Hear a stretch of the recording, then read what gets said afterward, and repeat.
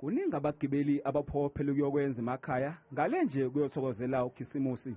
Into engiyoyijabulela kakhulu ngiyolobola and futhi lokho kuyongijabulisa kakhulu njengamanje wangolobola umfazi wami emthanda kakhulu mfowethu futhi yamanje ngijabula kakhulu sengifisa nje mama ngisekhaya njengamanje wangiba. Khona lokho because emakhaya kufani nasemalokishini but ke inhliziyo ijabulile kakhulu ngoba phela siyabona izingane sibona umndeni sibona yonke into leyo nje nanokuthi ekhaya mfethu uhlala mahala.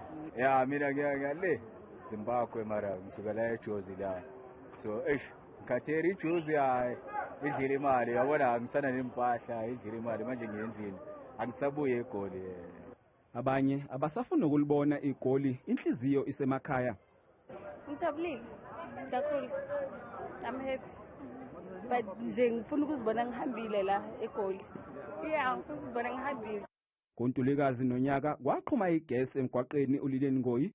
Lokhu kwaba nomphumela wokuvalwa kwalomgwaqo nosewenza kube nzima kakhulu ukufinyelela Ezikhumulweni Zamatekisi Wanderers ngenxa yesimenyamenya.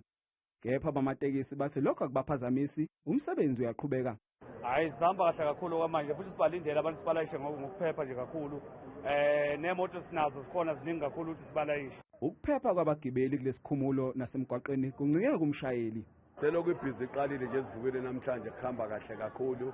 Abagibeli bakhona bagibela siyababhalisa nabashayeli bagqoka izikipa zenhlangano nathi sigqoka amabhiphi ngokukhombisa ukuhlonipha umsebenzi wethu.